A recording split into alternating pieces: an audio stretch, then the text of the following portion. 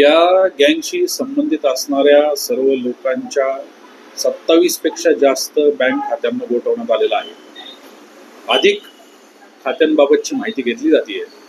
या आत्तापर्यंत उपलब्ध झालेल्या माहितीनुसार जी कारवाई करण्यात आली आहे त्याच्यामधल्या या खात्यांमध्ये एकूण 50 लाखापेक्षा जास्त अमाऊंट ही फ्रीज करण्यात आलेली आहे.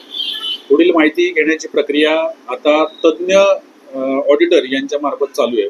त्याचबरोबर इतरही स्थावर व जंगम मालमत्ता ज्या आहेत त्याची माहिती घेऊन सरकारी ज्या यंत्रणा आहेत, इतर यंत्रणा आहेत, विभाग आहेत, त्यांच्याकडून माहिती घेऊन पुढची कारवाई चालू आहे.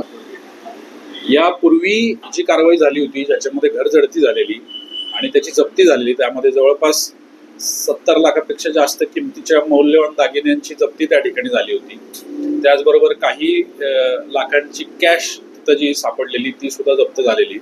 आणि त्यानंतरची ही कारवाई आहे ज्याच्यामध्ये हे 55 लाखापेक्षा जास्त किमतीचे अकाउंट्स हे फ्रीज करण्यात आलेले आहेत. जवळपास साधारणपणे यातले सर्व जे अटक आरोपी आहेत यांच्या सगळ्यांच्या बाबतची अद्याप पावेतू उपलब्ध झालेली जी माहिती आहे बँकांकडून त्याच्यातून ही कारवाई करण्यात आलेली आहे. काही बँकांची माहिती अजूनही येणं आहे, काही खात्यांची सुद्धा माहिती अजून अपेक्षित आहे आणि त्यानंतर उर्वरित खात्यांची, बँकांची, स्थावर व जंगम मालमत्ता असणाऱ्या ठिकाणांची कारवाई पूर्ण केली जाईल.